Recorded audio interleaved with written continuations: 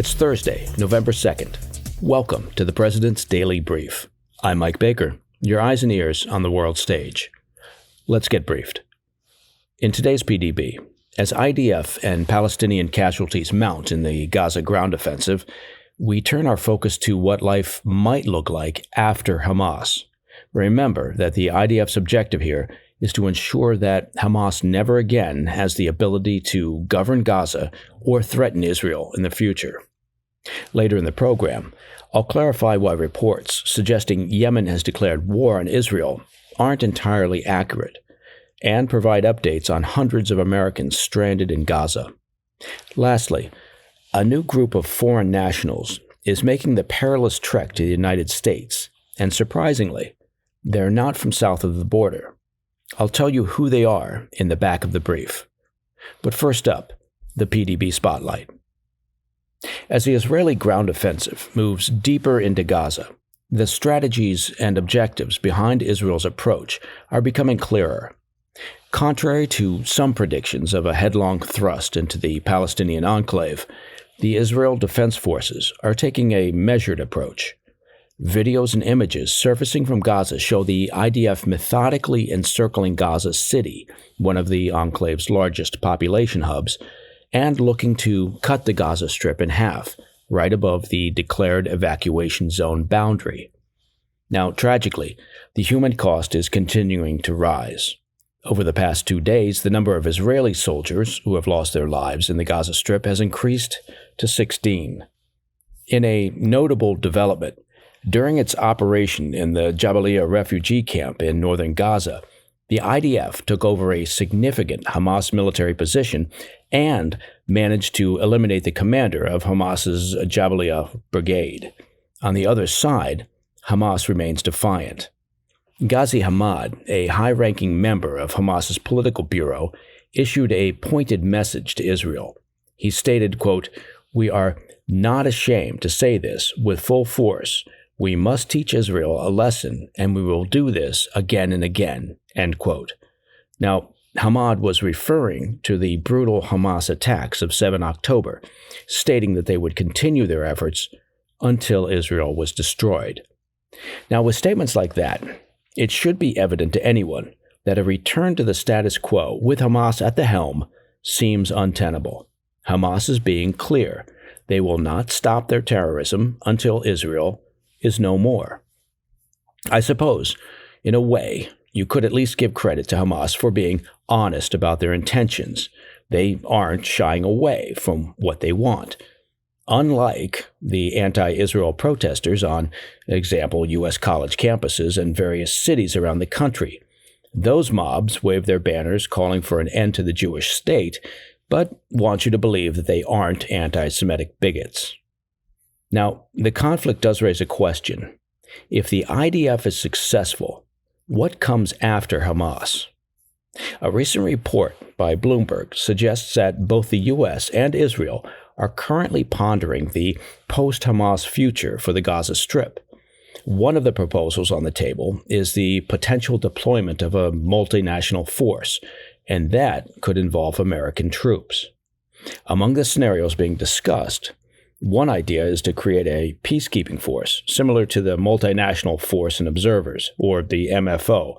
For those unfamiliar, the MFO is a global peacekeeping entity tasked with monitoring the Sinai Peninsula. It ensures both Egypt and Israel adhere to the Camp David Accords and the subsequent peace treaty. The MFO is not a part of the United Nations, and it's comprised of forces from 13 nations, including the U.S., Australia, France, and Canada. Another possible route is placing Gaza under the temporary stewardship of the United Nations. A precedent for this is the UN Temporary Administration in eastern Slavonia, Baranya, and western Sirmia between 1996 and 1998. It was established after the Yugoslav Wars to ensure that the region's smooth transition back to Croatia.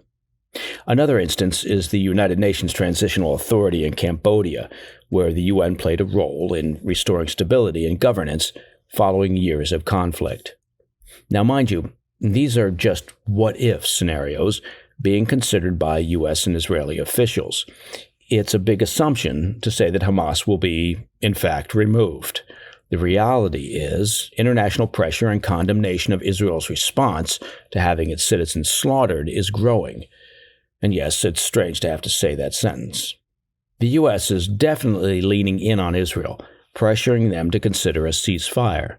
Now, the Biden White House is attempting a very delicate maneuver here, professing unequivocal support for Israel, while also attempting to placate the Arab world and international community by expressing deep concern for the Palestinians and also decrying civilian casualties. The Biden administration is in what pundits like to call a pickle. All right, to be fair, very few pundits use that phrase, but it's definitely a pickle. If they're seen as being too supportive of Israel during this conflict, well, they risk angering a key voting bloc heading into the 2024 election, and that would be the youth vote. Make no mistake, the average American looks at the pro-Hamas protests on college campuses by entitled young people and thinks, well, what the hell is wrong with these people? The Biden White House and Democrat strategists, they look at the young people protesting and barely hiding their anti-Semitic attitudes, and they think, wow, we don't want to risk losing their vote by being overly supportive of Israel. So they need to be pro-Israel, but not too pro-Israel. Case in point, over the past couple of days, White House sources have been touting a new administration directive designed to combat what they see as the threat of Islamophobia. Okay, coming up after the break, Yemen's Iran-backed Houthi rebels claim responsibility for a series of missile and drone strikes against Israel. But did Yemen officially declare war on Israel? Plus, a significant breakthrough at the Rafah crossing in Gaza as hundreds of foreign nationals, including Americans, finally get a chance to leave. I'll be right back. Welcome back to the President's Daily Brief. Now, you may have seen reports floating around over the past 24 hours that the nation of Yemen has officially declared war on Israel. That sounds like a pretty big deal, but I'm going to explain why that's not exactly accurate. But first, let's look at the facts. This week, the Houthis, that's the Iran-supported Shiite group vying for power in Yemen's 9-year civil war, they openly confirmed for the first time that they're responsible for a series of missile and drone strikes against Israel. It was a poorly kept secret, to be sure, but it's nice that they've officially owned up to it. From the heart of Yemen in its capital Sana'a, a Houthi military spokesman vowed to open up a new front in the Israel-Hamas war, announcing, quote, "Our armed forces have launched a large batch of ballistic and cruise missiles and a significant number of drones on various Israeli targets in the occupied territories," end quote. This acknowledgement follows weeks of attacks by the Houthis on Israel. This Tuesday saw their most serious attack, a salvo of ballistic missiles. From the war's inception on October 7th, they've launched 3 drone and missile operations directed at Israeli territory with the stated objective of helping Hamas to victory. It's worth noting that none of these missile or drone strikes reached their intended targets. All of them were intercepted before entering Israeli airspace. Given that Yemen sits roughly 800 miles from Israel, at the southwestern tip of the Arabian Peninsula, the chances of the Houthis hitting their mark is, to be fair, minimal. However, that doesn't mean these attacks aren't dangerous. In response, Israel has deployed naval vessels to the Red Sea, reinforcing its position there and gearing up to counter further attacks. So, who exactly are the Houthis? Well, as mentioned, they're an Iran-aligned Shiite militia, holding significant territories in Yemen, including its capital, Sana'a. And just in case there was any doubt as to their objectives, their official motto, yes, they have an official motto, declares, "God is great, death to America, death to Israel, curse on the Jews, victory to Islam." Again, as with Iran and Hamas clearly stating their intention to destroy Israel, sometimes you should take people at their word and respond accordingly. So now, while it may appear that Yemen has initiated a state-level conflict with Israel, it's critical to understand that while they control the nation's capital, the Houthis don't represent the official Yemeni government. In many ways, this is no different than the rhetoric we've seen from Hamas or Hezbollah. In reality, they're all simply mouthpieces for Iran. Okay, I wanted to give an update on a story we've been closely following here at the PDB, and that's the plight of the hundreds of foreign nationals stranded in the Gaza Strip. As we reported earlier this week, there are hundreds of foreign nationals waiting at the Rafah crossing with Egypt, including hundreds of Americans, unable to leave due to restrictions imposed by Hamas. However, there's now some good news.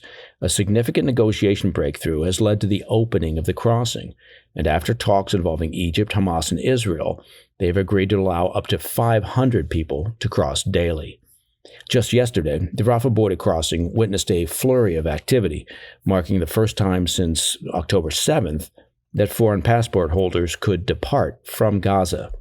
Now, as per Reuters, at least 320 of these passport holders have made their way into Egypt from Gaza. The U.S. State Department has verified that at least some of the people waving goodbye to Gaza were American citizens, though they stopped short of providing exact figures. An estimated 400 American citizens, according to the State Department, remain stranded in Gaza. To help coordinate this exit, the State Department is actively reaching out. U.S. citizens and their families in Gaza will receive specific departure dates and detailed instructions on the departure process. All right, in today's back of the brief, recent data shows that Venezuelans now make up the largest group of migrants entering the United States from our southern border. But that doesn't tell the whole story. And there's a surprising group of immigrants braving the treacherous Darien Gap to reach the U.S. More on that when I come back. Welcome back. In today's back of the brief, I wanted to touch on the shifting demographics at America's southern border. The landscape of illegal border crossings has undergone a notable transformation over the past year. As we've reported previously, for the first time on record, Venezuelans have taken the lead as the largest nationality arrested for illegal entries. But there's another revelation. Nestled further down our list, Chinese nationals have emerged as the fourth largest group. They follow Venezuelans, Ecuadorians, and Haitians in navigating the perilous Darien Gap during the first 9 months of this year. Border Patrol statistics bring this trend into sharper focus. From January to September, officers apprehended 22,187 Chinese individuals attempting illegal border crossings from Mexico. That's a staggering surge, nearly 13 times the figure from the same span in 2022. So, what are the underlying reasons? Interviews by the Associated Press with these Chinese immigrants reveal a common thread. It's a desire to flee an oppressive political environment and dim economic horizons in their own homeland. Look, I've spent most of my adult life overseas, often in difficult and challenging environments. One of the things that always struck me was that, and this will sound hokey, if we still use the word hokey, but people overseas in poor or impoverished countries really do view America as the land of opportunity. They may not be able to explain it in that many words, but I ran into countless people in a variety of difficult environments who genuinely believed that America was the place where you could have hope, where if you worked hard, you could have a better life. So, we can definitely empathize with people genuinely attempting to cross the border and come to America for a better future, whether they're Chinese, Venezuelans, or whomever. But that doesn't mean we shouldn't have a controlled, secure border process. And we've talked about this before on the PDB. We can have a logical, fair immigration system that is welcoming, while also having a border control system that allows us to monitor and vet who is attempting to enter the country. It shouldn't be rocket science for the administration, no matter what administration is in charge, to understand that their primary directive is the safety of their citizens. And you can't ensure the safety of your citizens if you don't know who is entering your country. That would, of course, be why every other nation maintains border controls. Now, Americans were advised by the FBI director and other Homeland Security officials just this week that there is a serious increased threat of terrorism as a result of the Middle East conflict. At the same time, government statistics show an alarming increase in the number of special interest aliens crossing the border, individuals from countries such as Iran, Yemen, and Syria. And that number is just known encounters. The government, in reality, has no idea how many special interest aliens are included in the estimated 1.5 million known gotaways over the past couple of years. So, while we are told to be vigilant by the administration to the threat of terrorism, the administration appears to be anything but vigilant when it comes to securing our borders. That's what, here at the PDB, we would call a disconnect. And that, my friends, is the President's Daily Brief for Thursday, 2 November. If you have any questions or comments, please reach out to me at pdb@thefirsttv.com. I'm Mike Baker. I'll be back tomorrow. Until then, stay informed, stay safe, stay cool.